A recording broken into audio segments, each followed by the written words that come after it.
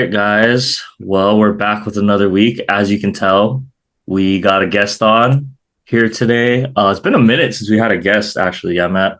Um, Well, since the World Series, which yeah. Randy was also on. Oh, yeah, I guess so. So back, he's unfortunately a little, the mood is different this time for him being on the pod versus the last time where we were celebrating the Dodgers win. Now it's kind of like a little bit more somber, I think, because Randy, big Packers fan, one of several Packers fans. I think that I know at least, probably you know, Matt. So, um, I mean, it was tough. Obviously, a tough game. They played the Eagles this past weekend, didn't go so well, but as we kind of do when our teams lose, since it's the end of the Packer season now, Randy. I mean, just wanted to give you the floor essentially. We can talk about you want to talk about the game? We can talk about the game first. Um Whatever. Anything is fine. yeah, so we'll start with the game itself. Um Honestly, I thought for the most part watching it, I thought the Packers defense played like relatively well throughout the course of the game. I know the final score was 22-10, but like just watching it for the most part, even after, some of the turnovers in the first half, the fact that they were going in 10-0 at the half, I was like, man, they're still, right in this thing. And there are several chances in the second half too, where it's like Philly comes out, they have to punt. I'm like, man, like Packers are somehow still in this. Like defense is keeping them in. Ultimately didn't work out, but wanted to get, I guess, your opinion. I'm sure it was a tough watch for you, but um, The floor is yours. yeah, the floor is yours. What do you think about the game? Game was a game I wish I never watched ever. It was the Packers versus the Packers. That's what it felt like, honestly. I mean, not to discredit the Eagles, but like we definitely like beat ourselves. It's one of like those games where like it felt like 1,000-0 instead of 10-0. Our offensive line was trash. I think Jenkins got hurt like in the first quarter, which was big. Um, yeah, it's just man, I didn't put into words how Still disappointed I That's was. okay. That's okay. That's like, okay. what about Jordan Love? Yeah, Because I why guess. one year ago he shredded my team, got a big contract, and then this year he does the complete opposite against my rivals. So I'm a little upset about that. Like, why hmm couldn't it be the other way around? Like, what the heck? He plays one good game, gets a big contract, and then nothing Let me after tell that. you, you know what I think about Jordan Lover now? Dude, his jersey's on the ground. It's in a bag. Oh my gosh. I took it off my fucking. Oh, sorry. I took it off my No, wall. that's fine. Took it off my wall. He doesn't deserve to be hung up. So I put Rogers Jeez. back there because at least he won a playoff game. Or sorry, got us past the wild card Roger. rounds. I think Love. I mean, for what he was with the things that he had. I mean, the first quarter, the turnovers, the interception was unacceptable. There's just a lot of missed throws, a lot of. I think it's just he still has that rookie mentality of trying to make the big play. And especially in the playoffs. I mean, yeah, big plays are, even more, I'd say, bigger if that makes sense. But you need to do your check downs like he was during the regular season. He's known for throwing just into triple coverage every single down, every third down and long, every third and five, expected in the end zone, no matter how far the end zone is. Um, and I think he just fell a little. I think he just had a step back in the game. I mean, not to discredit the Eagles defense, but he didn't look like Jordan Love at all. And especially in the second half when Dobbs got hurt, Reed got hurt. He only really had you know, who like Tucker Craft, which was like Dante, yeah, like a Dontavian reg. I Wicks, mean, he had Wicks, but I mean, Reed, Dobbs got hurt. Watson was out the Yep, week Watson's before, out. so I mean, he had a little bit of weapons, but it's kind of hard to expect him to do a lot with the people he had for guys that haven't played as much in the early season. The timing was off. You could tell with especially Wicks, that fourth down conversion when he stepped out of bounds. Routes are a little off. Balls weren't supposed to be where they were supposed to be thrown. But I'll still ride with Jordan Love, bro. He has a lot of like future ahead of him. He's definitely going to be our franchise, or he is our franchise quarterback. But yeah, That's good to hear. It's just a one game, in the moment, Yeah, so upset. you're I not mean, like jumping You're off not the like Jordan Love me. boat. It's like a roller coaster with me. oh no, yeah, I definitely would love um nothing else but Jordan Love for the Packers, but um we need a better but fucking O line. You can't just be relying on two guys, our center and left guard. Or Jenkins is what, left or right? Or it doesn't matter. But without those two, dude, like Jordan Love had like half a second to get rid of the ball every snap. Like he had no pocket like protection. You know, I am kind of leaning now. I was never a believer about having a true wide receiver one on the Packers, but I think we need one of those in terms of just having a guy that you can definitely depend on instead of having, four different guys that are, we're all rookies, right? But with rookies comes rookie mistakes and, people that aren't as experienced to get to the next step. And I feel like that's what the Packers are struggling with is getting, to the NFC Championship, getting to, last time we did it, we had a wide receiver one in Devontae Adams. I mean, of course, Aaron Rodgers, but I think we do need wide receiver one maybe in like T. T. Higgins. Higgins, that's the name. He's linked to everyone though. I mean, Yeah, I everyone's mean, going to be going after him. I I think wouldn't he's mind going to get a him. bag this offseason. You know, I'm just throwing names that are out there that I can think of. I wouldn't mind Cup. Just having a veteran guy, on That's a the good one. team. Cup. I think, plus he's white. Green Bay has really success with white wide receivers and Jordy Nelson. Uh, you know, I I also guess need that's an edge rush. the last one. What was that? Yeah, Jordy Nelson. Yeah, but we need pass rushing too, like Rashad Gary. I mean, he did his job, but there's only so much that he can do. I think we need somebody else, Mm, whoever it may be. You know, we need a lot of stuff for our team. But the thing is, we're young, so that is true. I, that's yeah, what I see myself as being very optimistic about, like the Packers over the next years. It's like we're young. We still of course have to figure it out. We're still rebuilding, obviously. yeah. Got to deal with So, the Lions too. They're so you got just the as Lions young. That's the there. problem. Bears are maybe not the same old Bears.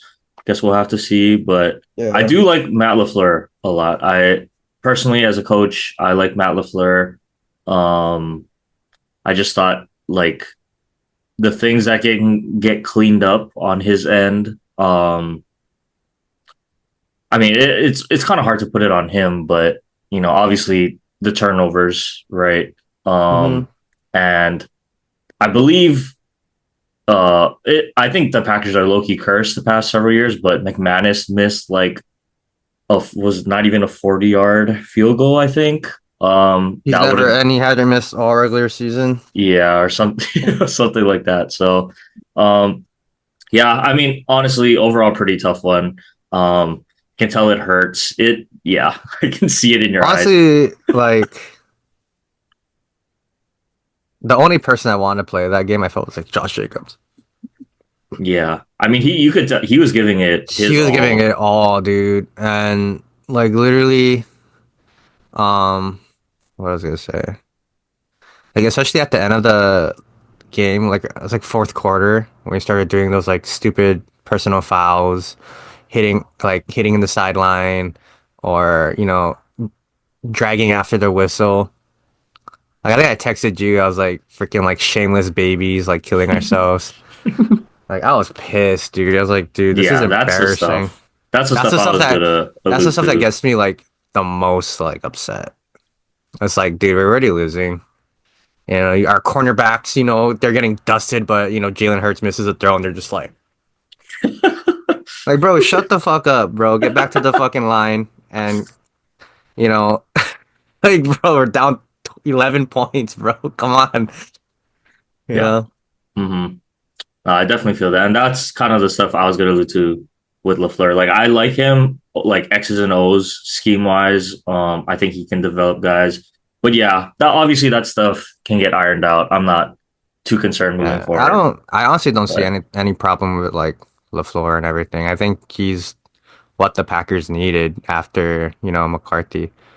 But like, he's one of the winningest coaches. I feel like right mhm. now, especially even in like the month of December, right? He's like, his stat is crazy. I think he only lost like twice in December. Yeah, he's definitely his teams have really good like second half of that But regular yeah, season records. So and that's when it matters the most, is the second half of football, right? mhm. It's like, you look at the teams that he's coached in terms of like the players on the Packers. He had a egotistic Aaron Rodgers who wanted to, be the head coach and the quarterback at the same time, that he had to deal with. And then now he has, you know, a group of guys that just made it to the NFL with, some seasoned veterans. And then, you had, oh my God, I hate this guy's name. Joe Barry, I guess, whatever his name is. The past couple of seasons, but he still made the playoffs, right? Oh no, Joe Barry, the defensive coordinator. Oh, He's at Miami now. I don't know who the DC is. Oh no, not now. The RDC now. I forget his name. He's from I don't know. I Baltimore. was thinking Joe Barry, like basketball. I was like, North Carolina? Yeah. But Well, LaFleur is definitely not the problem. We just need dogs. We need a little bit more dogs on their team. that's fair. I think, yeah, I still think I'm with you. Like, the Packers are young. Like, obviously, Jordan Love's been in the league for a little bit, but this is really what his second season, starting. He gets a big contract now. I think Gutekunst, if he's able to build around, like you said, bolster up the offensive line, maybe go after a true wide receiver one, whether it's in the draft or, in free agency. I know you floated T. Higgins out there, but um, tough, kind of tough. Just going into Philly is a tough environment. The defense has been playing lights out this year, and just I mean, when you turn the ball over, what, four times, five times, Mm-hmm. whatever it was, like it's hard to overcome that. So unfortunately, like you said, Jordan Love's probably worst game, probably arguably in his career, just came at the worst time. I still think Jordan Love, like I was surprised honestly, because this is the Jordan Love we saw like during his rookie year when they were going through that rough patch. Like you said, he was taking care of the ball this year. So I don't know, just had a rough one. But I think the Packers will be okay uh, moving forward. So don't worry. There, at least your team has hope. Um, our I teams are don't. a little bit more questionable now, but at least there's still We hope. have there's some hope in Dallas. Yeah, I know. We'll get to One yours percent, later. We'll get to your 1% of yeah. hope. We'll get to yours later. I know you're happy, but we'll get to the Cowboys in a little bit. But yeah, with that being said, why don't we'll take Randy's mind off of the Packers. I know it's been tough for him. So we'll move on to the rest of the games. Luckily for you, Randy, like Jordan Love had a terrible game, but in the first game Oh, here of we go. wild Here card we go. weekend, I'm Here we just go. saying, Here we go. Justin Herbert, you know, just not a playoff guy yet, apparently. Um, and I'll just say, we gave our QB rankings. I had Justin Herbert ranked high. Like, I thought he moved on from that, playoff choke that he and, that Chargers team had. and was stepping into it. Three interceptions all year. He's taking care of the ball, right? Jim Harbaugh has a defense going. They run the ball. That's how they're going to try to get ahead, keep the lead, play from ahead type of thing. Lo and behold, I mean, he throws 4 picks, albeit 3 of them were his fault. Probably one of them, right off Disley's hands, like was kind of tough. But and then the last one, he's just trying to make a play, down big. But I just thought overall, like early watching that game, like missing throws, on the road in, you're in a dome, right? Like, so you're not going to blame the conditions too much. But I also do want to give credit to the Texans defense, because now that's, I don't know how many, these top QBs, but shout out D'Amico Ryan and that defensive unit. They're getting after guys and really making it hard for opposing quarterbacks. But yeah, just this game overall, I think Houston, after they survived that first quarter, right, where at first Herbert's going down the field, like the Chargers are moving and they're settling for field goals instead of touchdowns. Then kind of that weird play. I don't know if you guys were watching the game, but the ball snapped over like CJ's head. He has to go get it, make a play, and picks up a first down. It, like, weirdly, you could kind of feel the momentum shift a little bit after that, I thought. And really from there, like, even CJ, I don't think he had a great game, but I thought, he did enough to put his team in good positions. He made enough plays at the right times. But overall, just really surprising. Like, I think the performance from the Chargers, and I really do think that pick six kind of like it to me, it kind of like buried them a little bit. Because they're still in striking range, only down a touchdown. Then a simple, little hitch route, he pumps, overthrow. Now you're down 2 scores with all the momentum going with the Texans. Kind of like, ooh, that one was a little bit tough to overcome. But I don't know. That was just my take on it. I don't know if you guys watched it. I watched enough of it to understand, but I think one of the X factors, if you could call him one, is Mr. Mixon, one of our at least favorite running backs in the past couple of years. He's probably the difference for this Texans team in terms of last year. Like, yeah, CJ Stroud was probably playing a little bit better last year, but I think having that true RB1 kind of taking the shoulder or taking the weight off of his shoulders, and really you can see when the Texans are up, they can just run out that clock and grind it out with Joe Mixon. He really, in a sense, put the game away, with his carries late. Mm-hmm. So I think he's the difference maker right now. And we said this when he was on the Bengals, when they went to the Super Bowl. Play through Joe Mixon. Yeah, you got Jamar Chase. Yeah, you got T. Higgins. You got Burrow. But the run game is going to set everything up for the Bengals. Same thing for the Texans now. They don't have Diggs. They don't have Tank Dell. A lot of pressure is going to go on Nico. Take some of that off of him. Get Joe Mixon going, and then that makes CJ Stroud's life a little bit easier. And you're definitely going to need him if you're going to take down mighty Patrick Mahomes in the next round. So I think that's a good sign that Joe Mixon is off to a good start in this playoffs. Yeah, I agree. That's a good point, Matt, to bring up the running game. But Randy, did you even watch this game? Yeah, I did. I had money on it. And who'd you take? I took the Texans, bro. Do you remember? Okay. That's right. Yeah, because we both took the Chargers. So we started off 0-1 with our record or our predictions. Yeah, we had the exact same picks. Crazy. Yeah. I mean, I was pissed, though, because I'm like, you know what? I've come around on Justin Herbert, but now he's in the prove it category. Like, he's in the same category as Tua now.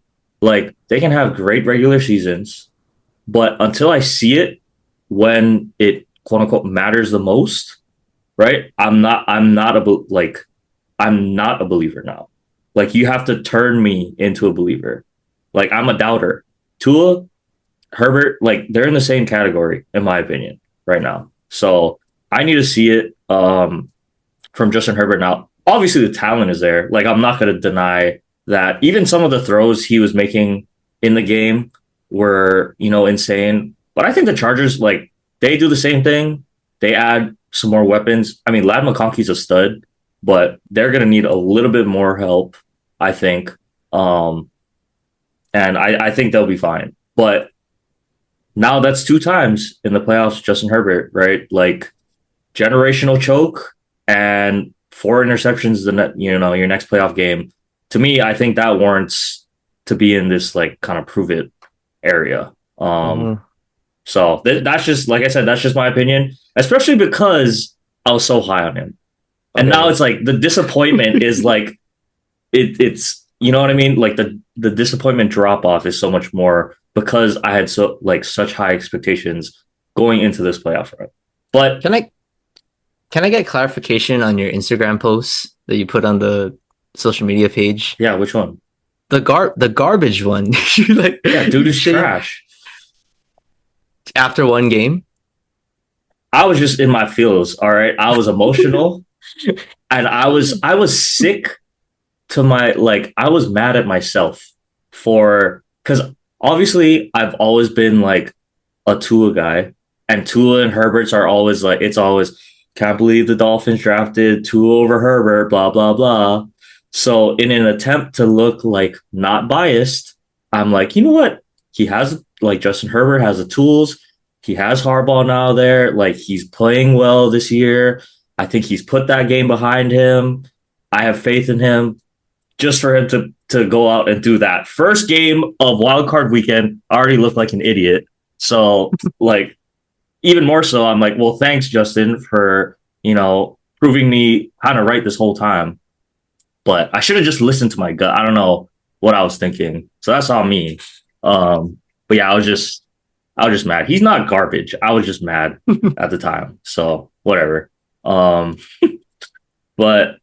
yeah, fuck it. Let's move on from that game. We got a lot more games to run through here. Next one was a little bit boring. I mean, probably the least surprising outcome, I would say, of the weekend, Ravens Steelers. Like just out of the gate, it was, all Ravens essentially. So, I mean, really not a ton to say. At least the Steelers showed some fight, I thought, in that second half. But focusing on the Ravens, this team, no Zay Flowers, by the way, right? And Lamar, I really think this is the best I've ever seen Lamar.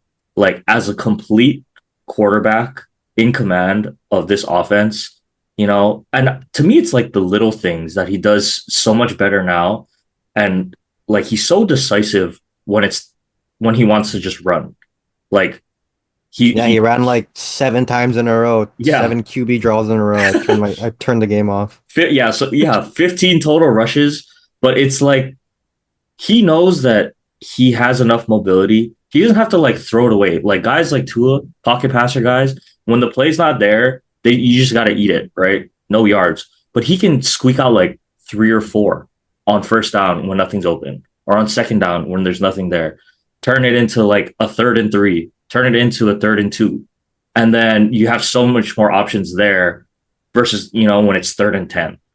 And I was just he's so in command, he's so poised back there, just sliding in the pocket, still has the dynamic, moves. And now you add Derrick Henry to that, who is, I was texting Matt, dude is actually a freak. He's 31 years old? And he's running away from everybody. Running away from people at 220, 6'1", or whatever he is. And the amount of we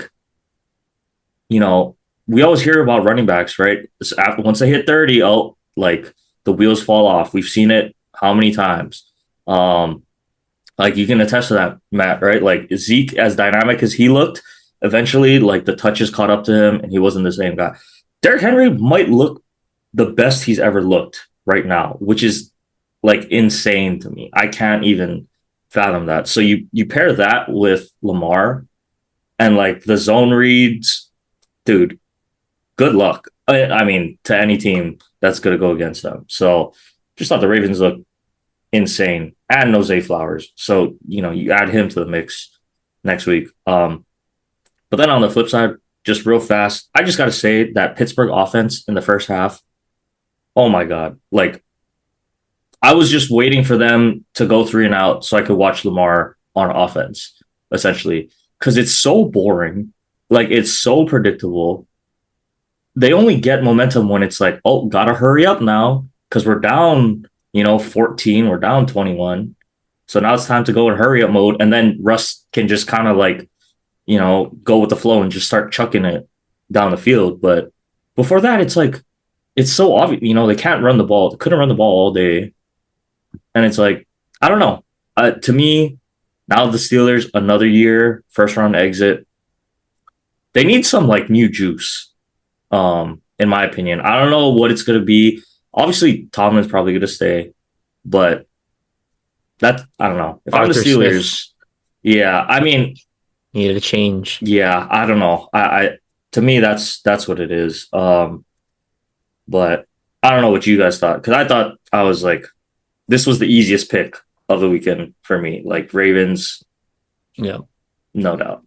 But I don't know, Matt. Is there anything you wanted to really say about this one? I mean, there's not a lot to say, but I mean, it was just 28-14 doesn't indicate how lopsided this game actually was, I think. Lamar, I think one of the things that was impressive was at the end of the first half when they scored the touchdown. That was one of the best 2-minute drives I've ever seen Lamar do. Like, it was just like you couldn't have executed that any better. They drained the clock all the way down. They used their timeouts in what I thought was the perfect situations. I was telling myself, oh, I would take a timeout here. Sure enough, they take a timeout. And they score with 2 seconds left. That's like a back-breaking score in a sense. So I thought, man, if Lamar can do that, I mean, they're not going to have a problem running the ball, I think, whether it's Henry or Lamar. Pick your poison.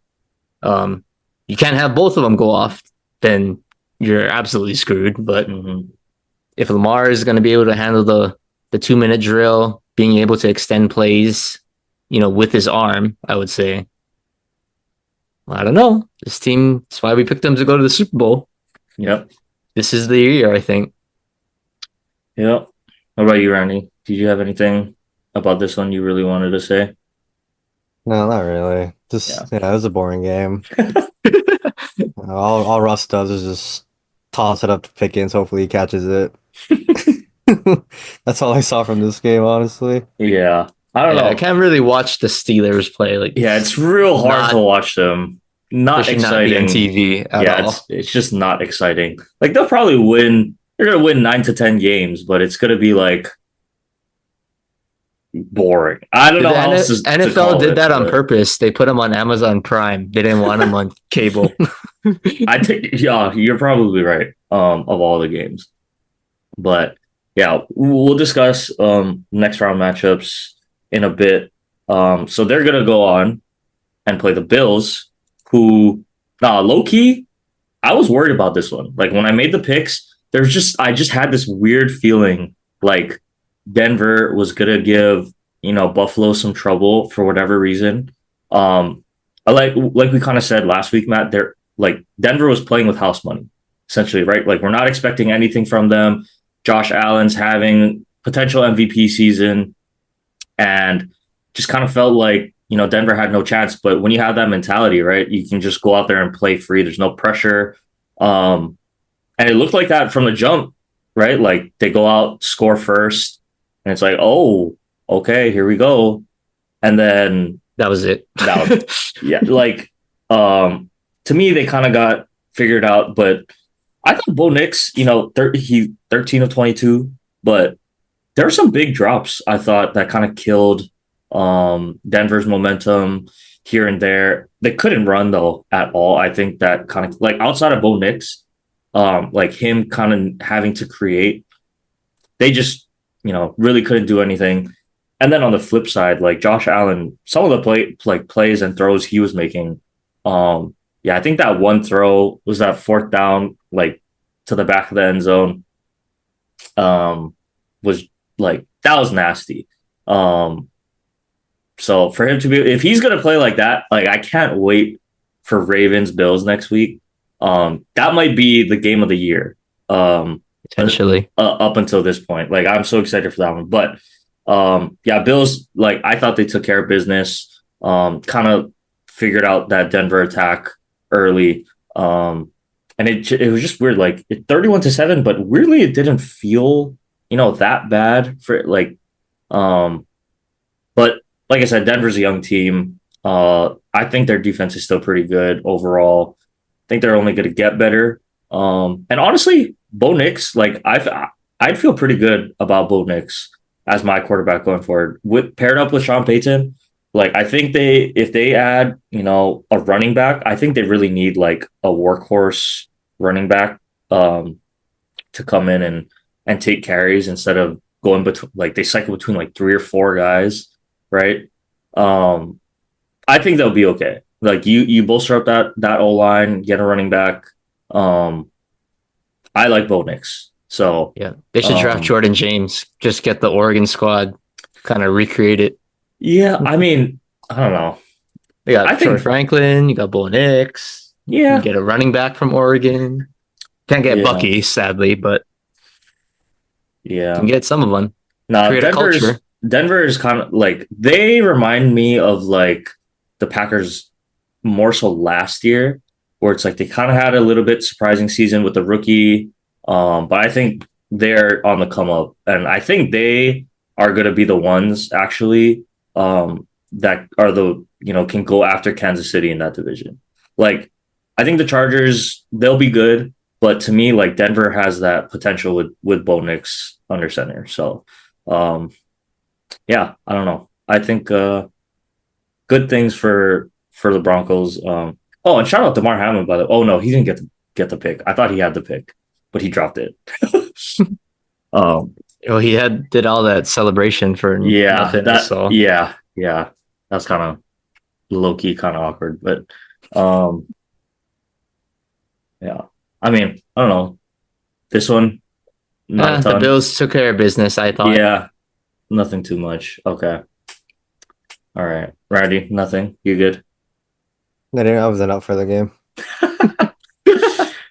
Okay. Well, we already talked about the second game on Sunday, so we'll get to it's probably the most exciting game of Wild Card Weekend thus far. Commanders at the Bucks. We both took the Commanders, Matt, on the road, so kind of worked out for us.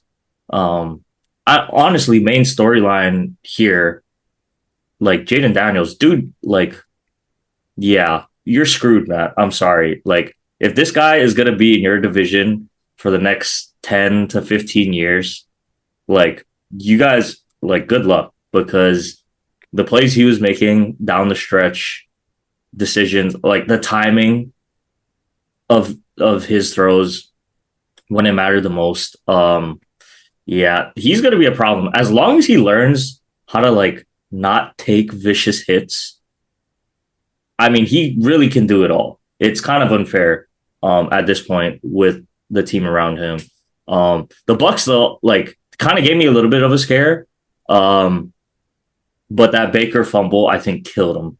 On the mistimed whatever handoff there. And then it was the other mistimed snap, I think it was, like in the fourth quarter, where it was like 3rd and inches and they were in the red zone, or I think they were in the red, or they were like close. And then the center like snapped the ball too early and no one else was ready. So they had to run it, lost yards, had to settle for the field goal. I thought if they were able to get that first down and just keep milking clock and potentially score a touchdown, that would have been really, really tough for Washington. But I think everything just kind of lined up. Like the Bucks just made too many mistakes.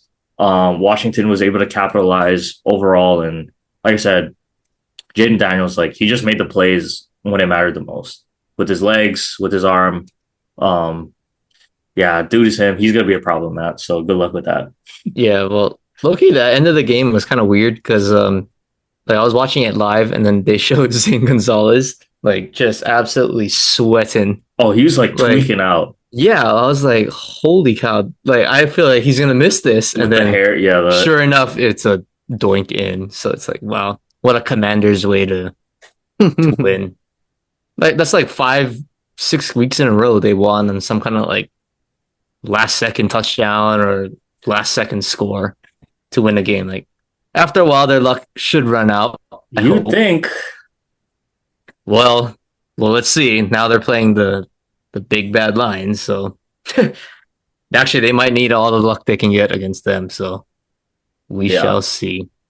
yeah. But I mean, Jaden Daniels, dude he's good, and I like Baker. I still think Baker's the guy for Tampa. Like Oh, 100%. the run that he had to, where he broke like 3 tackles. Like, dude, I wish Tua could do that. Like, I feel Who like is they're going to end up in the hospital if he does yeah, that but again? dude, Baker's not like he's only what like 6 foot. But Dude, why did you does see him? Did you see him truck Bobby Wagner? yeah? Yeah, he's like a And Josh I'm just Allen running like, down dude, downhill. where why can't Tua do that? Bro is he's still like he's not small, but he's not like I don't know. He's just not built the same as Baker. I don't really get it.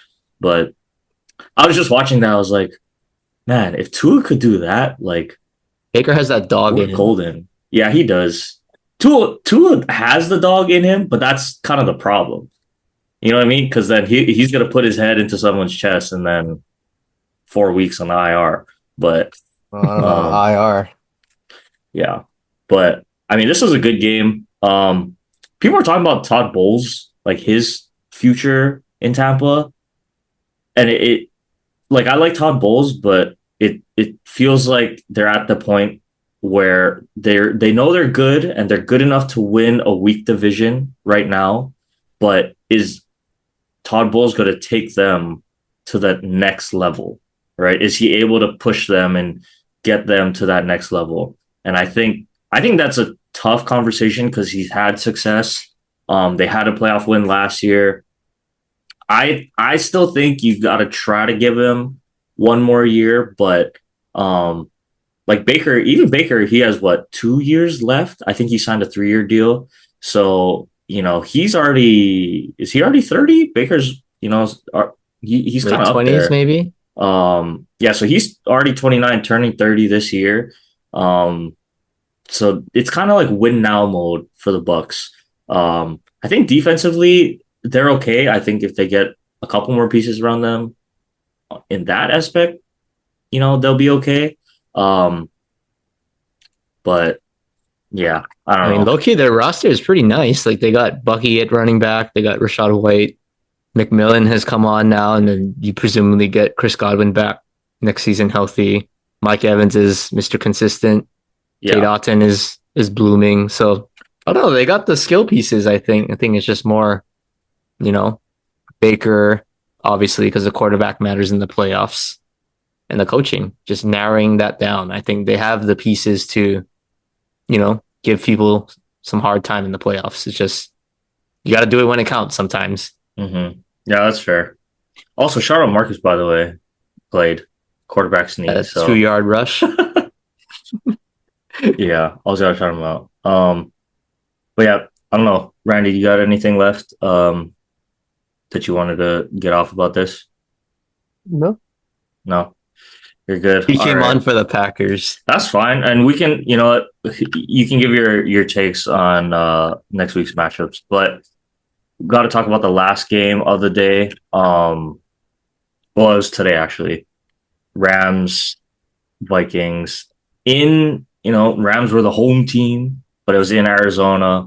Early on, you could kind of tell that there were a lot of Vikings fans. I mean, let's be real here. Even if it was in LA and there were no fires, like it would still be a lot of Vikings fans there, right? I think that's the only junk thing about being on the Rams. It's like 50-50. It's always going to be like 50-50 with the fans. So, but I don't know. We both took the Rams in an upset this week, so kind of paid off for us there. To me, like story of this one, obviously Sean McVay coach team. It's going to look really good. They're going to have a lot of wrinkles offensively. Matt Stafford, he's a vet. Um, but I mean, Sam Darnold, man, another one. Like I think, unfortunately, he had a great what I'll say 16 games, and now in 2 weeks, essentially jeopardized his future going into next season. Um, Is he gonna be playing in Taiwan next year?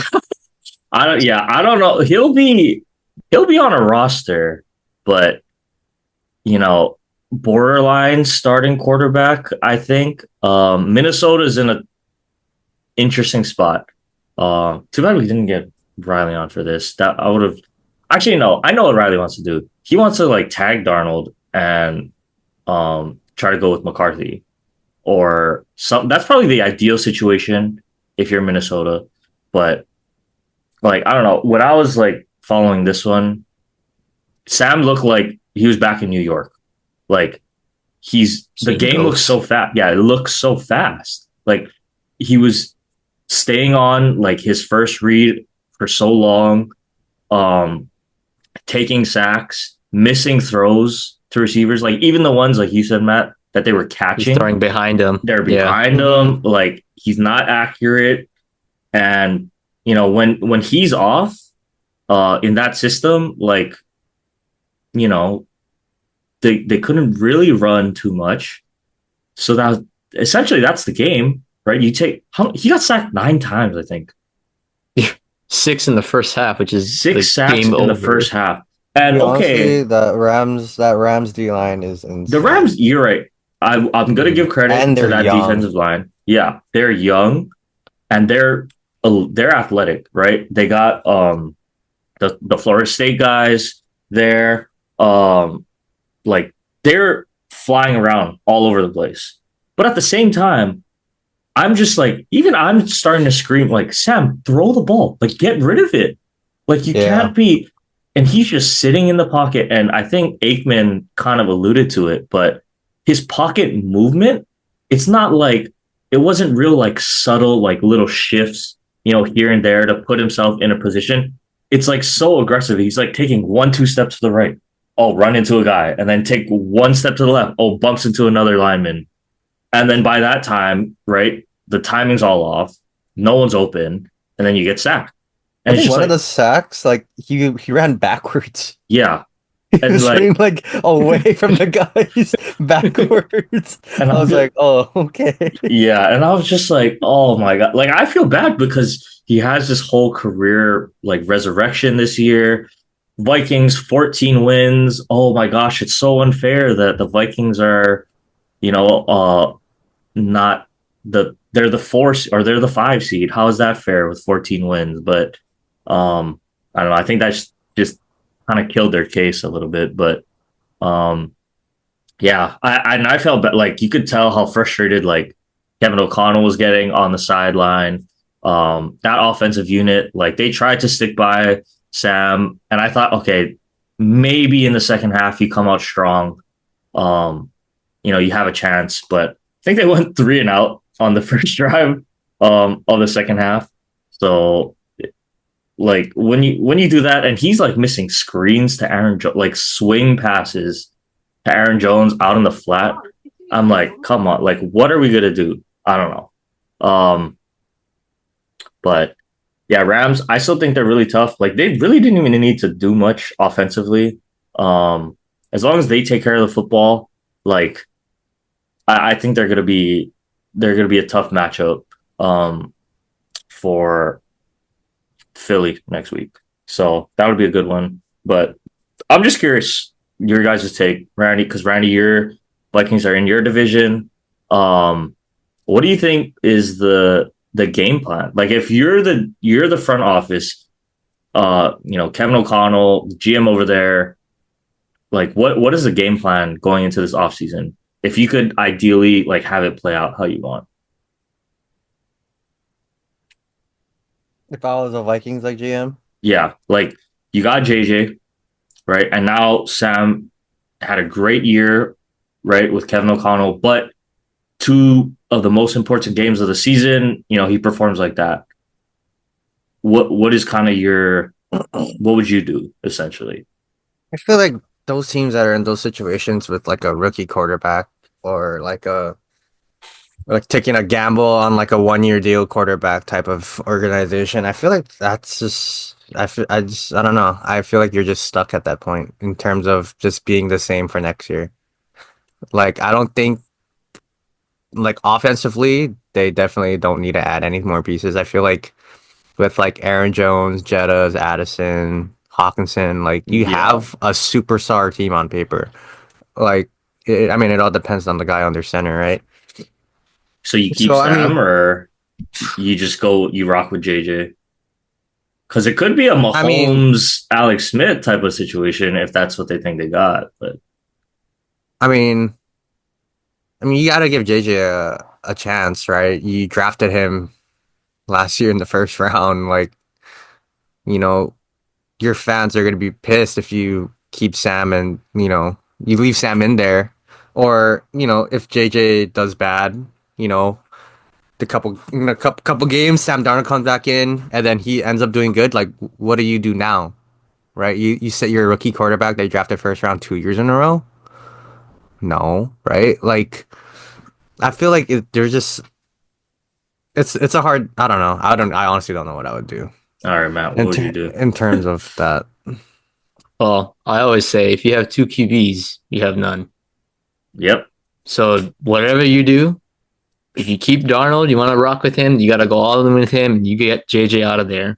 Or vice versa. If you're going to go with JJ, then don't sign Sam Darnold. Don't bring him back because you don't want to have that cloud over your young quarterback. Like, oh, I got to Mm, perform, really well this game or otherwise I'm going to get benched. Like you can't have that.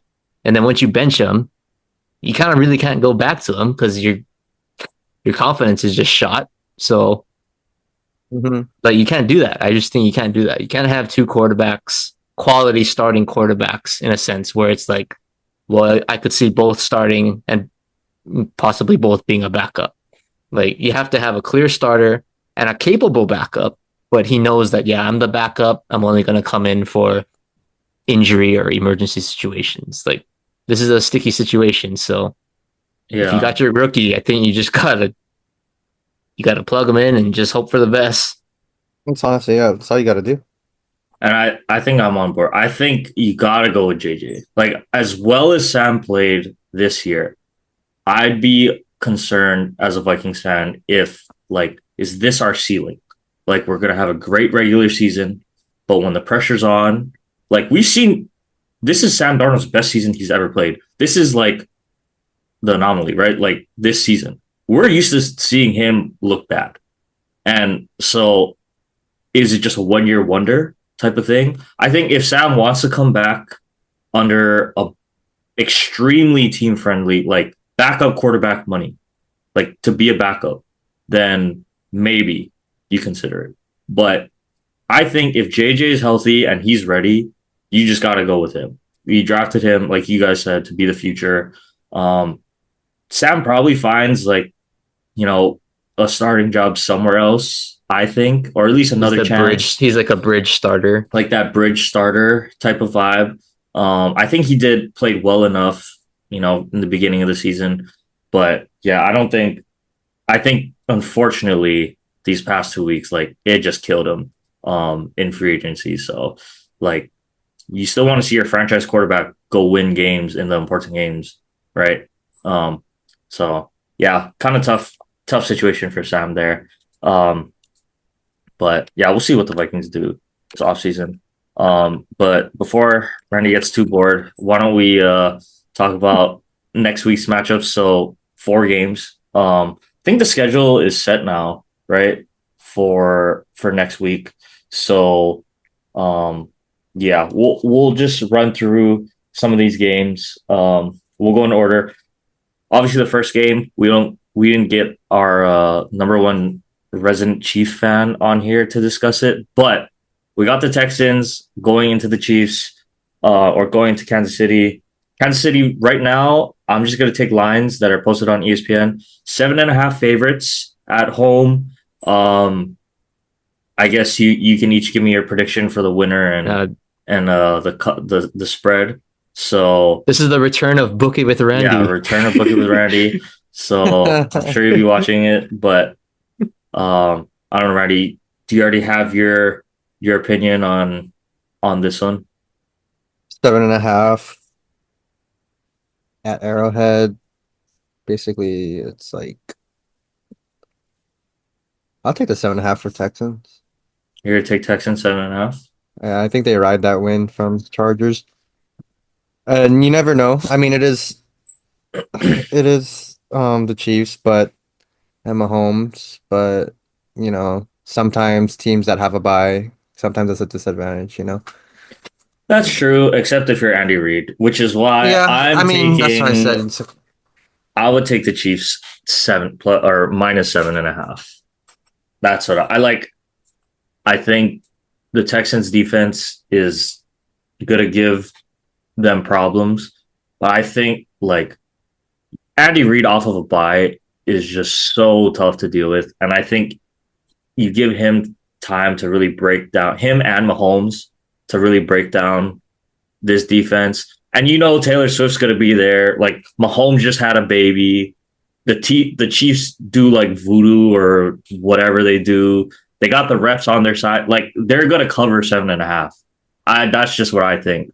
And CJ, he has to elevate his game. He can't just be you can't just be, a game manager against Patrick Mahomes.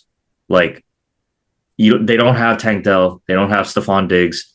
I think they cracked down on Joe Mixon. You have to deal with gonna Chris have Jones. a crazy game calling it. Yeah, it's gonna have to be one of like a John Mechie, or one of their secondary options because Steve Spagnuolo is good. He's gonna blitz. He's gonna take away Nico Collins. I think.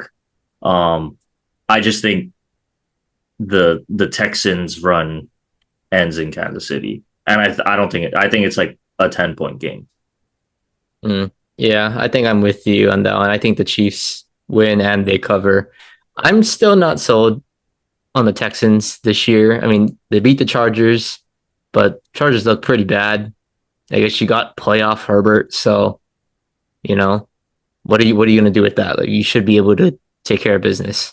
And honestly, the offense didn't look great. Like Mixon had his moments closing out the game, but maybe like one or two good drives up until that point. So you're going to need more than that to win an Arrowhead against Patrick Mahomes. And even though Mahomes hasn't been that good, like we said, It's quarterback something. ranking, he's number one for a reason. He's won 3 Super Bowls already. So Like he's gonna have to have cannot a go real against that. yeah. He needs to have like a real stinker to lose this game. I think like Yep.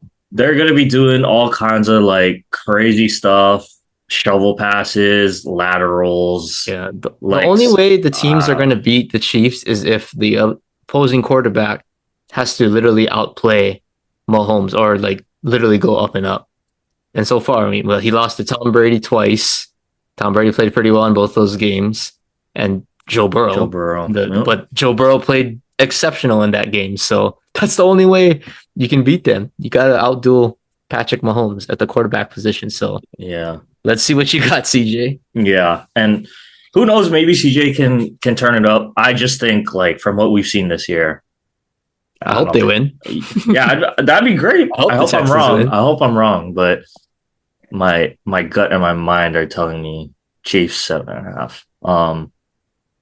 Okay, let's go next one. So the other one seed gets to play. This line is crazy. Commanders at the Lions, looking at 9.5 for Detroit. 9.5 at home. Like I get it. I think that's big, especially with how the Commanders look this year. But let's hear. I don't know, Randy. What do you think? 9.5? No. Yeah, I don't think so either. Man, yeah. Or is it like a trap line? Like everyone's gonna be taking Washington. Like, oh, they're coming off this good win. Jaden Daniels looks good.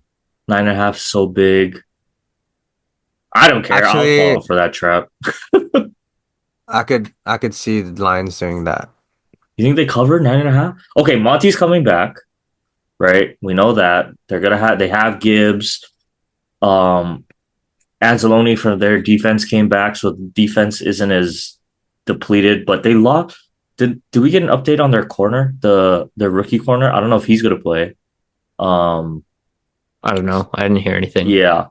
So I'll take the I Lions. Lions 9.5. Really? I I think that's too big. You think the Lions win, or I mean, obviously you think the Lions win. I think the Lions win, but I don't think they cover 9.5. Like I think I this is a mean, close game. yeah, I mean, 9.5 is a big number, but just in terms of like what I've realized is like I think way too fucking hard about like people covering points, and then you watch the game like first quarter is like 14-0. I mean, like, dude, 9.5 looks so good right now, Mm, right? And I think that's what the Lions are capable of in an I instant. mean, that's you're right Like, there. and I mean, like you said, Washington's luck or whatever is gonna run out. You know, they played great. Jaden Dallin is doing great, but they're playing a different caliber team than the Bucks. I mean, they beat them by 3, yeah, but like you're playing veterans, you're playing, a team that's been dominant all year, and then with weapons all over the field. Like, dude, I think 9.5 is definitely doable, especially for Detroit, which is probably one of the higher scoring teams in the NFL too, right? Mm, Gibbs, he's just insane. But write that down, Lions 9.5. You said. yeah. Okay. What about you, Matt? I'm with Randy on this one. I think the Lions cover. I think this is. I've been saying it for at least this season. They're the team of destiny this year. Uh, and with what they had last year and how they were so close, they're hungry. Like they know what they can do. Like they know their goal. They know they're good, and they know that they can win in any other way. And they might be the most explosive team in the NFL right now offensively, just with the Ben Johnson scheme and how Jared Goff is executing the offense. So, and like you said, Montgomery's coming back. So that Sonic and Knuckles, the Thunder Lightning, that's going to be huge, I think. And, you know, the Commanders, we wouldn't be talking about them maybe if the Bucks just took care of the ball in a sense. Like, Yeah, I don't think the Lions are going to do that. Like, and even when the Lions do turn the ball over, they still somehow win the game by like 10 points. Like, so I don't understand. True. It has to be perfect. It literally has to be a perfect game for the Commanders' sake, I think, to even just get a win. So I Lions think at they have home. to be perfect to like Yep. just cover. Jaden Daniels, as good as he was yesterday or last game, clutch down the stretch. That's not going to be good enough. You got to be a 4-quarter player to beat the Lions team this year. I Okay. just think Washington's a little. They definitely are capable of doing it, but this year, no, I don't think so. I feel like Commanders need a little bit more experience. But and that's what the Lions have, and I think that's what's gonna come down to it, especially in the playoffs. Yep. Oh, that's fair. Okay. Well, I'm still taking Washington 9 plus 9.5. Like I just believe in Jaden. To cover. To cover. I think the Lions win. Like it might be 9, but I'll take 9.5. All right. Okay. Let's see. Next game on the schedule. First game on Sunday. We got the Rams going to Philly to take on the Eagles. So we got Philly at 5.5 right now. This is the this game is I think is going to be pretty interesting. With how things are kind of shaking out right now. Like the Eagles, as good as they've looked all year, offensively, like I said, I don't know. Like they didn't seem that impressive. I had Jalen Hurt, another guy I had in my top 5. Wish I could redo that. With how he looked like, and okay, well, I should also preface Kellen Moore, your guy. I mean, not your guy, Matt, but No, he's not my guy. Don't say that. well, I mean, Kellen Moore, like Boise State legend. I don't know what that offensive, like, some of those the pass game was, but like that, it just looked kind of gross and boring and predictable to me. So I mean, thank God they have Saquon because AJ Brown kind of nicked up. Devontae Smith didn't do a ton. like Dallas Goddard went beast mode, right? Essentially, but not it wasn't anything like we're seeing from Ben Johnson, getting cooked up creativity wise, like from the Eagles. And then, like you said, the Rams defense playing really well. I don't know. I think I got to take the Rams at 5.5. Like even going into Philly, I trust Matt Stafford and I trust Sean McVay. And with how the defense is playing, like I don't know. I have a feeling that the Rams. I think the Rams are the biggest threat to the Lions right now. So I'm gonna go Rams at 5.5. Do they win though, or are you saying they just cover? I think they win. I'm gonna take Rams money line in this one. Wow. Yeah, I know, crazy, but I just have that feeling that Sean McVay figured it out. And personally, like quarterback and head coach wise, I'm gonna lean towards the Rams right now after what I saw in Wild Card Weekend. I'm I'll take the always a Rams too. big Sean McVay guy. Rams with the points and Yeah, money line. not money line. Just the points to cover. Yeah. Yeah, that's fair. What about you, Matt? Ooh. I was hoping you didn't say the Rams because I was gonna say I think the Rams not even cover. I think they win. I think they beat the Eagles. Like just Jalen Hurts. I mean, sometimes he's good, sometimes he's bad. Like I don't know. And I think the Rams. There's something about Matt Stafford, and I think with Puka, especially Cooper Kupp, they didn't really do much. They didn't against have the to do Vikings. it. Yeah. Pretty quiet day for both of them. I mean, Cooper Kupp had a pretty nice catch, with like a 29-yard go route, but other than that, it didn't do much. So I can almost guarantee that one, if not both of them, will go crazy next game. Yeah, they lost Higby too, so that might be even more so. Yeah. I think. Like they have Kyron Williams, he's a threat too. So I don't know. I think this Rams team kind of hitting their stride at the right time. I think beating the Vikings is a good start for them. Yeah. You know, they can make a run. And they're playing there with the LA Fires and stuff. They're playing for something. That's true. Bigger than themselves. Extra motivation The there. Illuminati. And I just think, yeah, like if you're the Rams, obviously, number one, I'm not letting Saquon beat me. Like if Jalen Hurts beats me, and if AJ Brown is still a little bit, banged up, he's not at 100%. I'm taking my chances, like leaving my corners on islands if I can load the box and stop Saquon. Like I think I'm like opposite on you on that. You think you take away Jalen Hurts and the receivers? I think to beat the Eagles, you need to contain Jalen Hurts. More than Saquon this year. More than Saquon, yeah, honestly. Because Saquon's gonna be Saquon.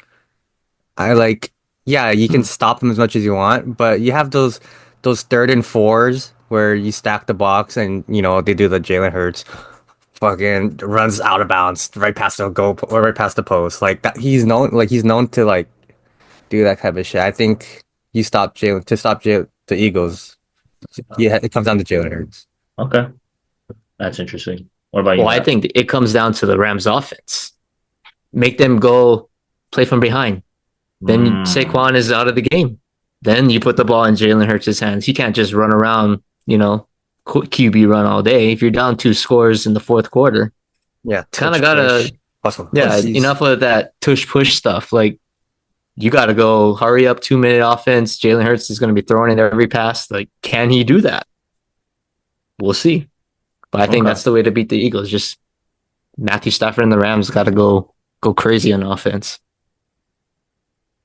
All right, fair enough. Well, yeah, we're all taking the Rams with the points. So let's get to, I guess, probably the most anticipated game of the weekend. Like we said, maybe looks like could be the game of the year, up until now at least. Ravens at Bills. Looking at the top 2 guys going for the MVP, I think everyone's leaning a little bit more towards Lamar now. Josh also had a great year, but I'm excited for this one. Like, I think this is going to be a great game, like one of those classics.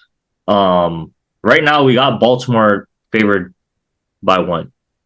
Yeah. So right now, Baltimore, even though they're the road team, they're favored by 1. Um, I mean, obviously, I think they cover that. I'm gonna go Baltimore uh money line. I think I just think Lamar is playing out of his mind right now. And as good as Josh has been, he doesn't have Derrick Henry. Like James Cook is a great running back, but he's not Derrick Henry. And how Derrick Henry is playing right now. So it to me, that's just a little bit too much for Buffalo. Maybe it's probably a close game. Maybe it goes into overtime. I'm still taking the Ravens on the road in Buffalo.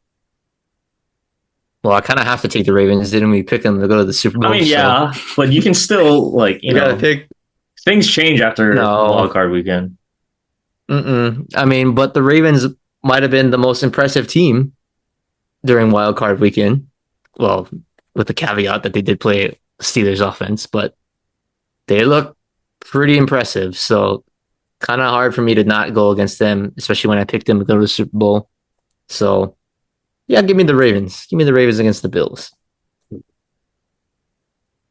Randy's contemplating I it have now. to. I like, we have to. Okay, I'll take the Bills then. You need to take the Bills. Yeah, I honestly think it's like I think whoever wins this game wins the Super Bowl. That's fair. That's fair. I think the Super Bowl's coming out of the Ooh. AFC. Yeah. But I don't know. I just It's like the Oregon, Ohio State. Yeah. I can't see myself not taking the Bills at home. I know it's -1, so technically that's uh, in betting. It's technically home team is already favored by 3 points, so Yeah. that means Raven. It's like the Ravens -4 Minus basically. four, But yeah. I gotta take the Bills. Bills at I just home. I just have a That is feeling. tough. I don't know. Yeah, I mean, I definitely see. I think it's like a It 50-50. is the year of Josh Allen, though. Like as good as Lamar has been, right? Like we I talk think about, I'm putting it's bias. I'm just putting bias into my pick. I like Josh Allen, but you know, I like Josh Allen too. Like I've come around on Josh Allen a lot. hmm I just can't pick Yep. against Lamar this year. Like him and Derrick Henry this year, I just can't. I can't pick against. Like it's been too good. Because what do I you do? mean, How do you stop them at this point the with how Eagles they're beat him this moving? year. Yeah, but I mean, they click down the stretch. They figured out their offense, and like I said, even when there's nothing there, there goes Lamar for 6 yards. I There think the goes way, if like I were to see it, it's just like I think Josh Allen is doing a little less of what Lamar's doing, I'd say in terms of the no, season. but yeah, you're right. But I feel like Lamar has more weapons than Josh Allen, which kind Yeah, of brings me back up to Josh Allen in terms of players. okay, I that's mean, Josh fair. Allen has dogs too. Like, James Cook isn't Derrick Henry, obviously. Zay Flower, Shakir isn't Zay Flowers. You know, I mean, I think Coleman's gonna be Coleman, they got a big Coop. factor.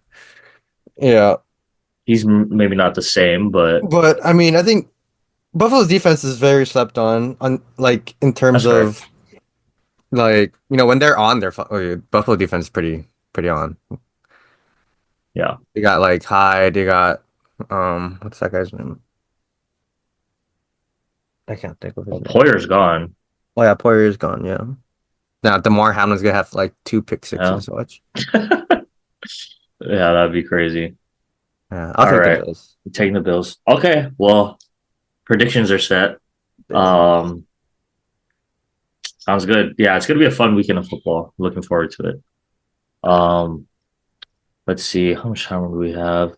I guess we could get to Matt's thing really, really fast. Um, I don't know if you had any opinion on this, Randy, but Mike McCarthy not coming back now as the Dallas head coach. I know Matt is stoked. Already seeing the Dion rumors too, by the way.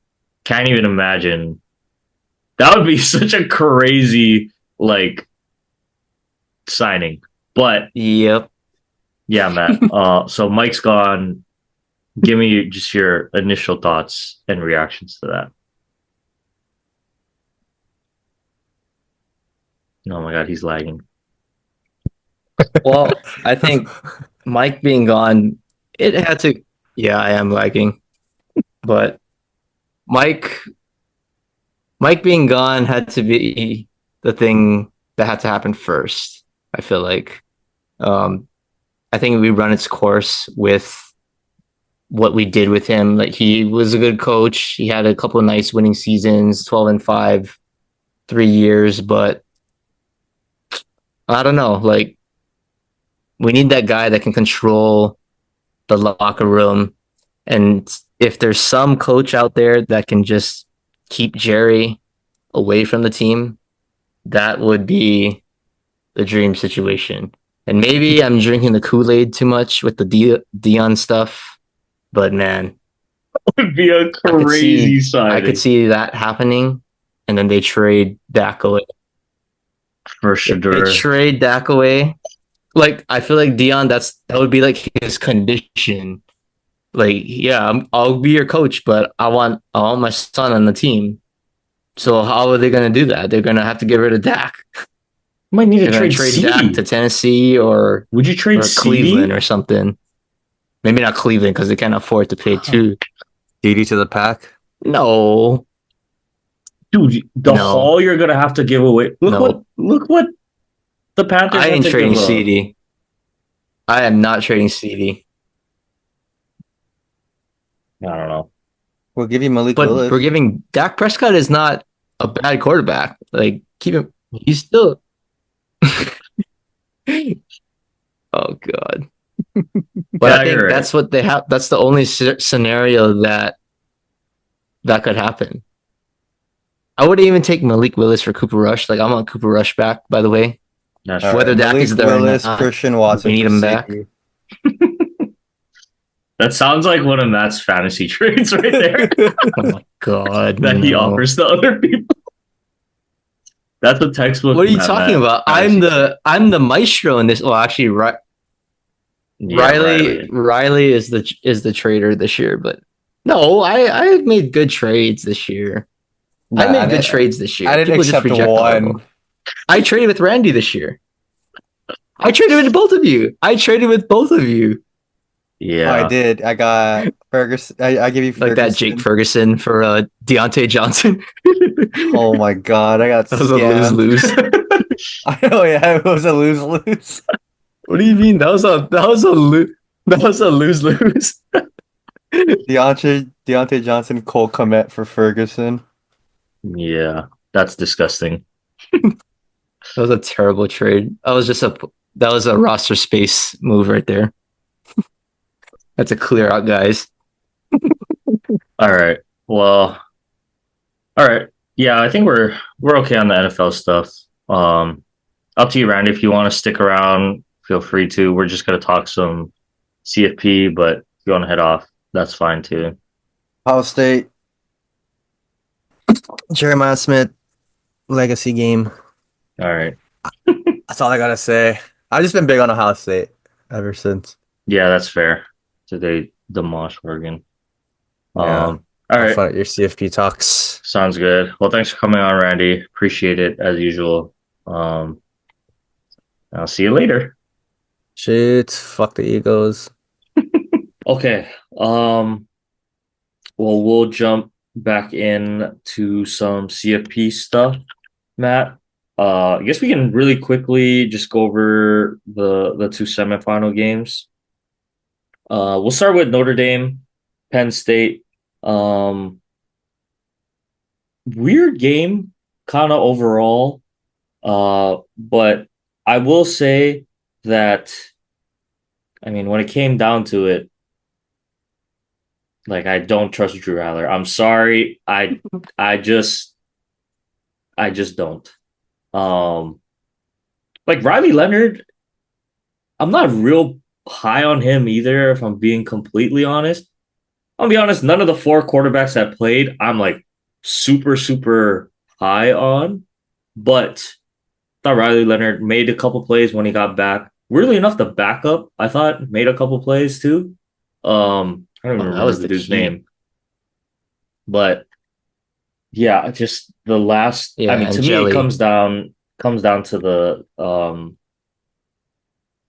essentially the that last mistake, if you want to call it that. Um, like you just can't. I'm so, right. Like I get you're trying to make a play, but you got to know the situation, right? You can't lose your team the game in that. Like play for overtime. It's one thing, right? If you're down 3, you're down 6, and you know what? Not a lot of time left. We're gonna have to force some throws into some windows, right? But we can't make that throw on your side of the field in a tie game, especially in college when you're both going to have a chance in overtime. Like you just can't lose the game there, right? So, I mean, it was a good game. I thought both teams honestly pretty evenly matched. Overall, like both their defenses, I think, are pretty good. Um, the dude, oh, what is this? The guy's name for Penn State? I don't even know his name. Sorry, Abdul Carter, I think, something like that. Yeah, Michael Parsons Michael 2.0. Parsons too. Yeah, I was like, this dude's wearing 11. Looks just like Michael Parsons out there. He was making plays all day. But yeah, just oh man, like I'd be Penn sick. State blew it. Penn Yeah, State blew it because they were dominating early. They were dominating the line of scrimmage on both sides of the ball. They were running, especially they were running the ball, like gashing Notre Dame. And for some reason, they kind of got away from that, like second, third quarter, especially the third quarter. I was like, why did you guys stop running the ball?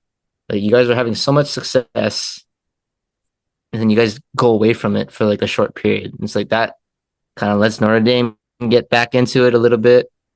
But shout out Steve and Jelly, I guess, because came in for a little bit, with Riley Leonard coming out.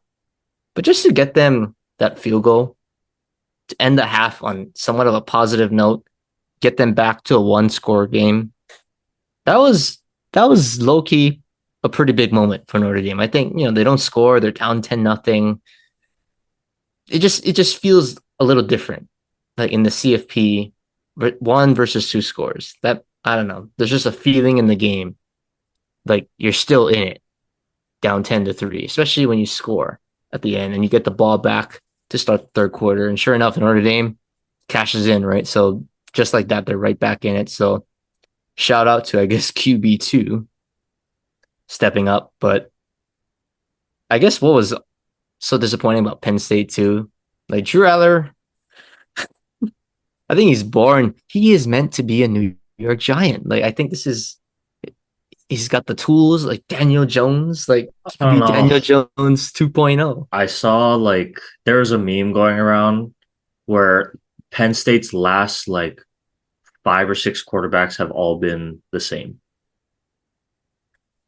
Like They have McSorley. I remember he is McSorley, McSorley. He is Allar.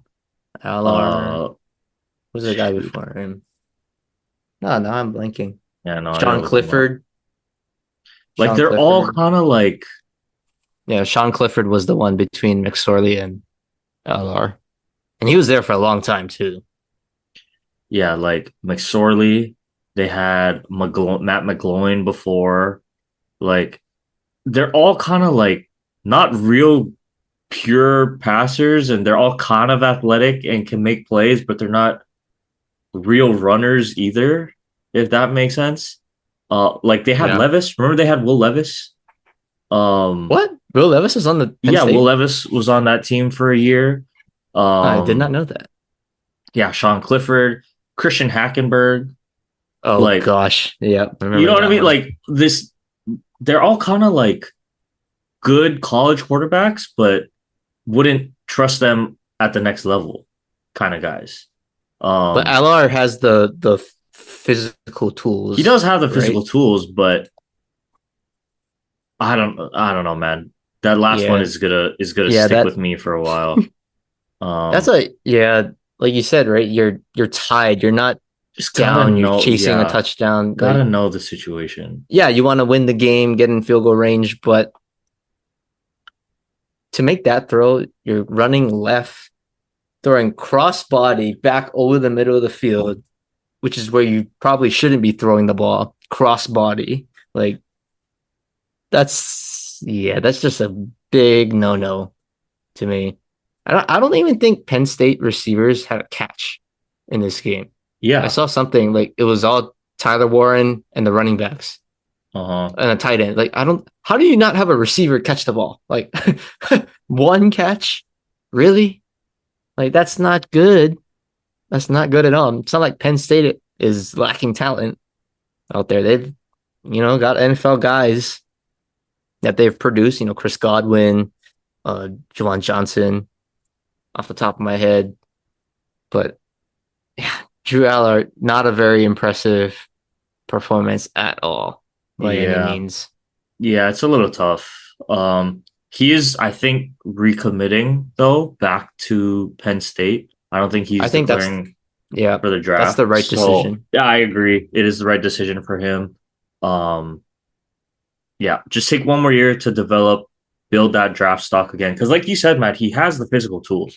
And if we've Yeah. seen anything, from kind of this next era of developing pro quarterbacks, like if you have the tools and if you're in the right system, which matters so much, that can, really allow your tools to be, displayed in the right way and you develop the right way, you can turn into a star. Like, I can't reiterate how low we both were on Josh Allen when he got drafted that high to the Bills. Like, yeah, we saw him. He was a freak at Wyoming. All the physical tools, cannon of an arm. He can run like a line, like he trucks guys. But in college, the gameplay that we saw against Hawaii, not impressive at all.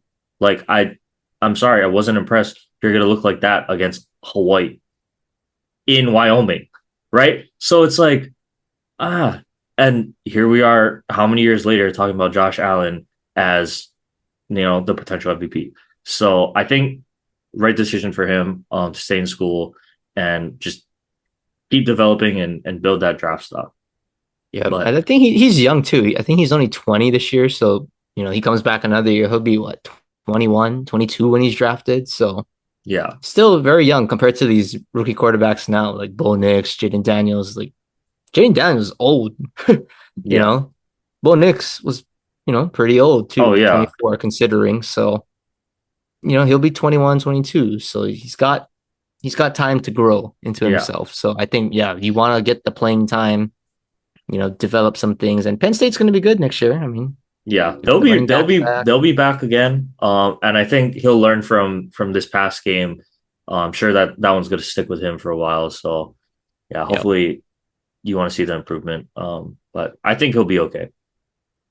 But other game, Matt, Ohio State and Texas. I don't know. I thought this was going to be a blowout. Um, and to be quite honest, it started off that way.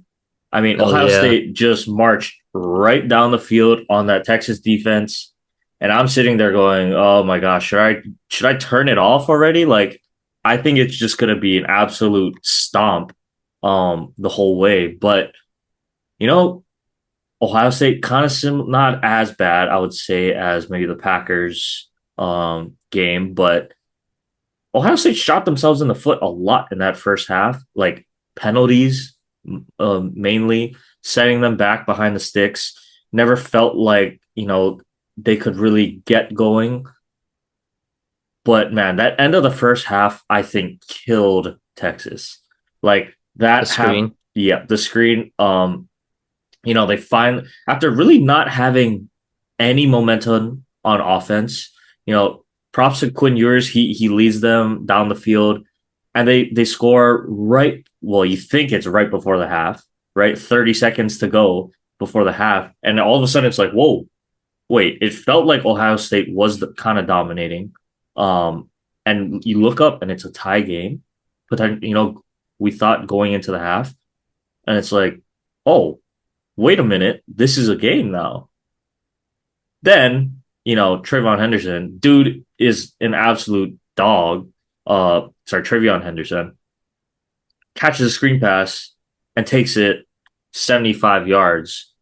And I think that crushed Texas essentially because I thought it just took out so much momentum from them going into the half, um, with a lead too, with especially how you've been playing. Or sorry, not with a lead, but to be tied going into the half, it's like, oh my gosh, like we're right in it. As long as we fix what we're doing, like we have a chance to win. The defense got more confidence. Um, really thought that they could have, or that they stepped it up, but yeah, that one was a backbreaker. But ultimately, comes down kind of similarly to the other CFP game, uh, to a mistake by a quarterback, that essentially iced the game.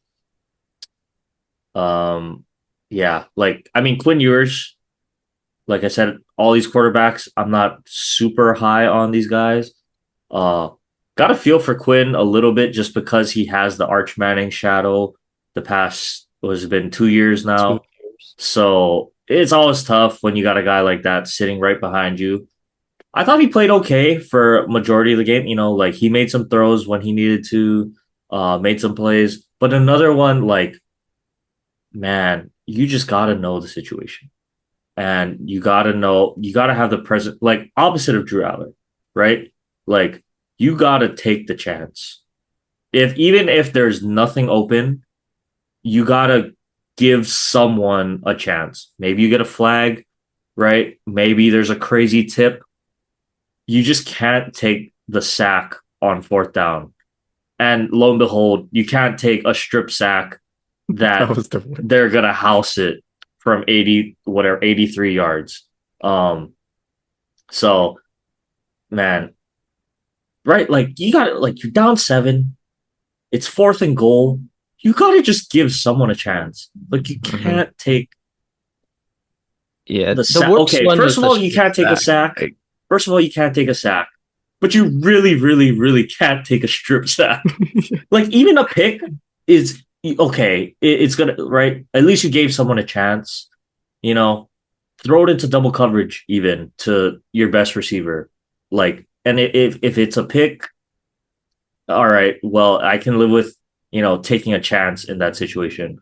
But to one, not even get the throw off, and then two, to fumble and let the guy run all the way down the field and score. Really was the real dagger in this one. But yep.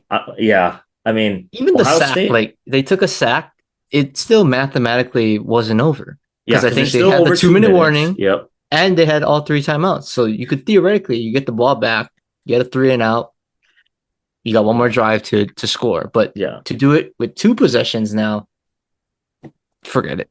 Yeah. So that was literally the worst possible thing that could have happened. Yeah. And they kind of had moved down the field too, which is like the worst part, Yeah, they were at the 1 yard line, and then Sark calls a toss play. And it's like, bro, which just also killed them. You're right. put your big boy pants on and muscle that in. That I Put was Arch Manning in, like, muscle it in for 1 yard. Yeah, We and got 3 plays after that.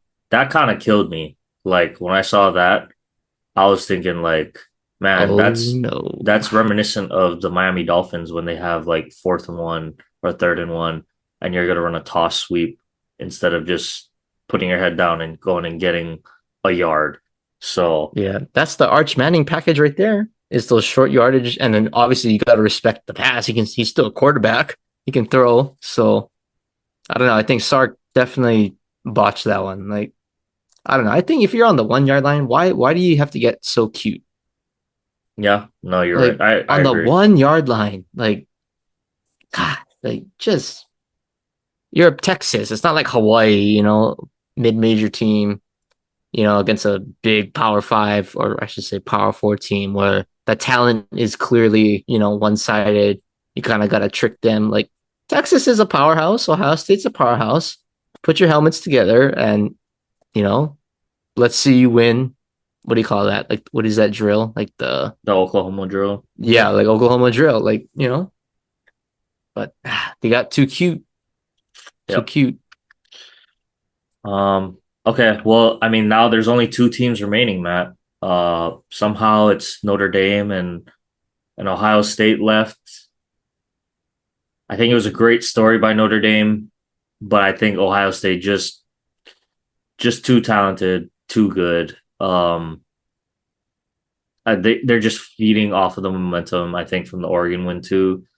Like it's hard for Notre Dame. I think like they kind of have to play perfectly. Their defense has to play really well, and like you said, how they were getting manhandled in the run game. Like you let Trevion Henderson and even their Judkins. other back, Yep. yeah, Judkins, like you let them do that, forget it.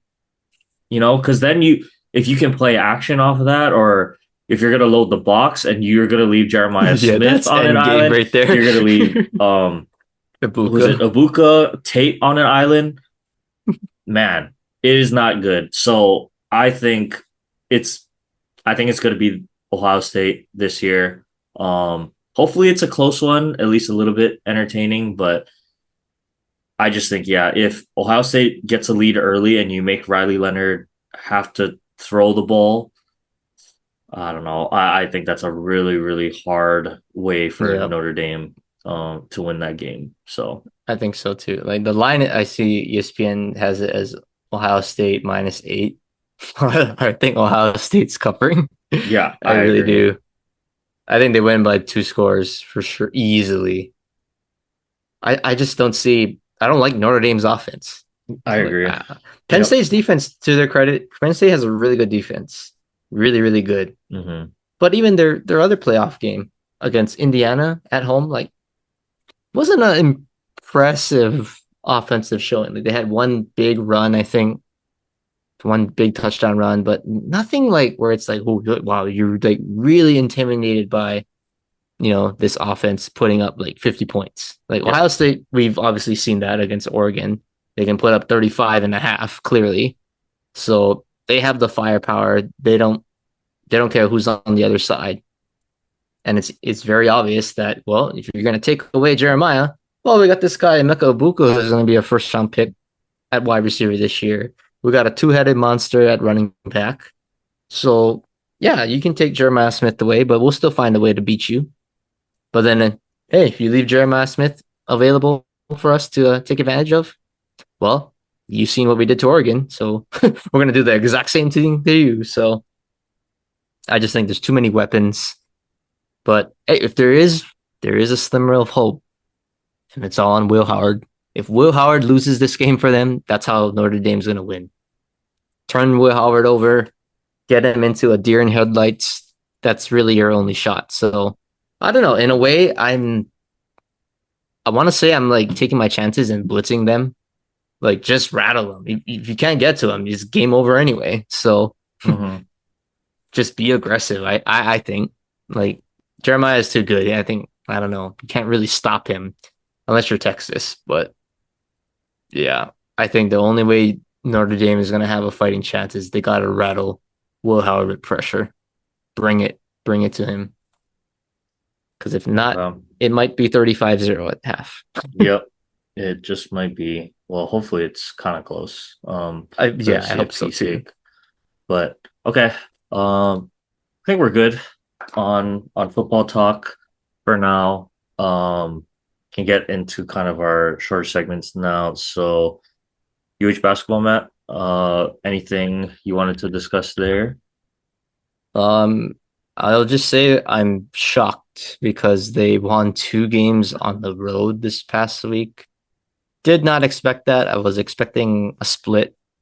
But somehow they won 2 games in a row, and in some ugly fashion, they're technically third they're tied for third, I guess, in the Big West, but it's a very bunched up Big West. I think they're from third to, is that 9? Okay. There's half a game apart, so really it's anybody's conference still, theoretically. But like they weren't really impressive to me. I think the rotations are still a little out of whack.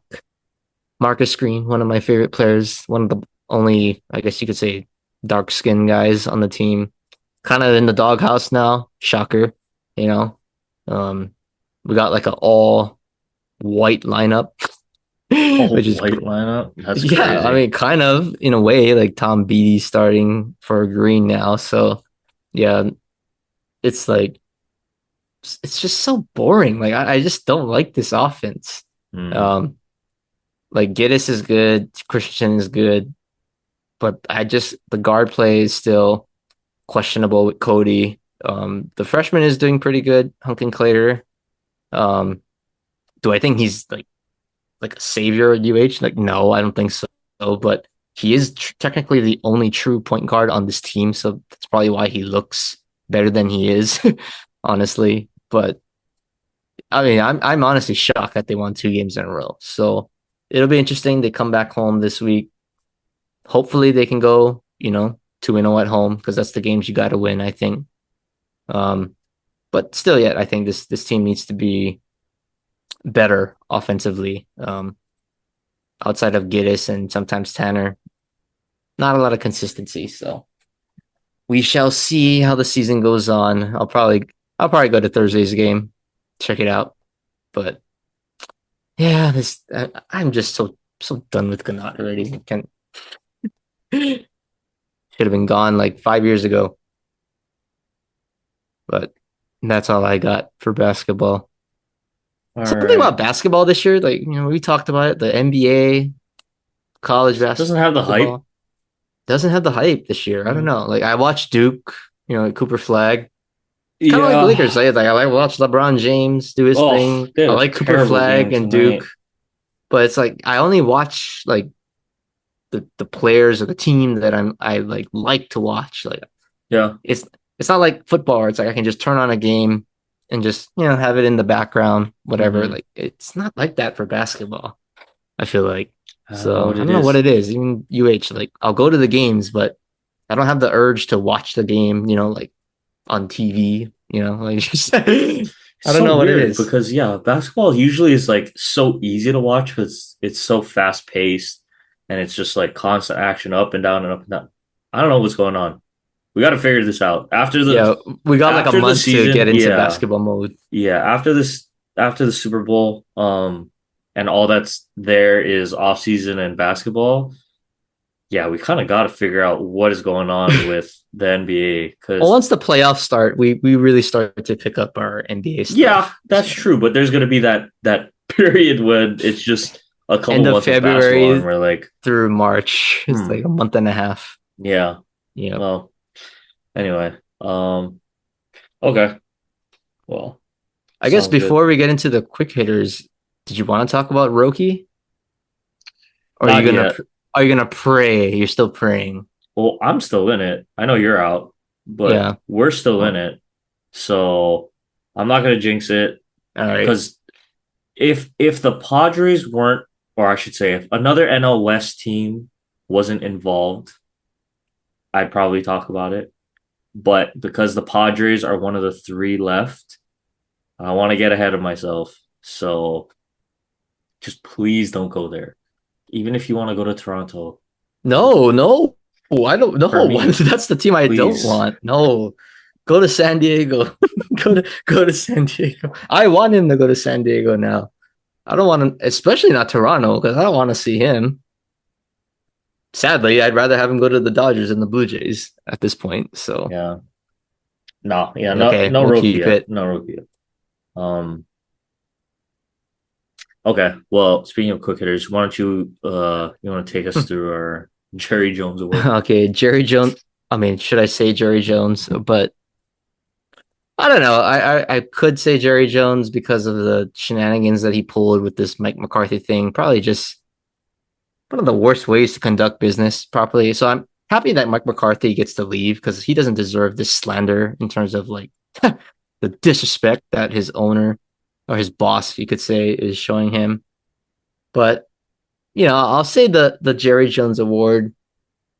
I'll say it's you because of your quarterback rankings. Because when you post about your quarterback rankings Yeah. being wrong, You got Jalen Hurts up there. You got Justin Herbert up there. You're like flaming Justin Herbert. That's fair. You can take the belt for this one. That's fair. I Justin deserve Herbert it. at 6. I deserve it for And I the got Herbert Jaden at Daniels up 6. there. I look like a genius. See, at least I had the Sam Darnold low. CJ, he didn't impress me, but he wasn't the worst. Bo Nix, I thought played a little bit better than I was expecting. But yeah, if I could take out move down Jalen Hurts and Justin Herbert, I would. I'm still fairly confident with everyone. I would move Jaden up, and I would move Jalen and Justin down. But everyone else, I'm fairly planted where they are. But All right. I will still take the L for that. That's deserved. um, yeah. Well, my fan tribute for this week, Matt. Justin Herbert. No, it is actually not going to be players, but two guys I do want to give credit to.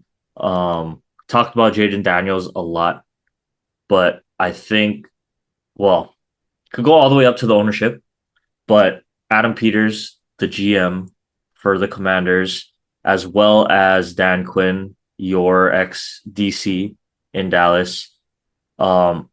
It's as we saw with the Lions, with Dan Campbell in the new era, it took a year or two, right, to get things, the culture really, really turned around there in Detroit. To go from a almost winless to just on the cusp and then into the playoff and now juggernaut that they are. We've seen it take some time, but I got to give, Washington, their front office and coaching staff the credit because for them to come in, yes, Jaden is an unbelievable player, but as we've now seen, Matt, how much does an organization and a team and a support staff and all of that matter for these, quarterbacks and teams really, organizationally. I think that's the number one thing. I talked about it a little bit last week, how much the organization and the culture matters. But, for them to turn things around in one season and, you go from 4 or 5 wins to not only a playoff team, but winning a playoff game. And now, being one of the last 8 teams remaining, like I think got to tip my cap to them for that turnaround that they experienced. Because Washington just felt like one of those teams that was always going to be either middling of the pack or, down towards the bottom of the standings. But now they feel like a real contender. Even moving forward, if they don't win against Detroit, like the future is very, very bright, I think, in Washington. And I think that's due to kind of the culture shift that has occurred there. So got to tip my cap to those guys. They're getting my fan tribute for the week. I know sucks for you here. That's fair. Yeah. And then lastly, sports fact. Why don't you give us our sports fact this week? Okay, we're recording on January 13th. Let's go back to 2020. Actually, baseball related. When the Astros fired their manager, AJ Hinch, and general manager, Jeff Lunell, for their roles in their sign stealing scandal. And how I wish we had fans playing that season. Oh, the booze. Because the booze, everything that could have been thrown at that organization was warranted. It should have happened, but the pandemic took it away. Somehow the Astros always getting off the hook easily. I don't get it. Even with the suspensions, they don't take away the ring. Like, no punishment for any player. Like, just terrible. Terrible. Manfred, what a soft move as a commissioner. Yeah. Pretty sad. That was a pretty sad one. Because I was ready to give it to the Astros that year. As a Yankees fan, after finding out all that, because they took away 1, if not 2, World Series appearances, and who knows, maybe we win and rings for me. At least one of them. Yeah, well, could have had a Yankees Dodgers earlier in college. That's true. maybe another one, but they took it away. They cheated. So never gonna forget that. I don't care. I don't care how old this goes. I'll never let it go. I will never let that go. At least we can unite on something. Yeah. Okay. All right.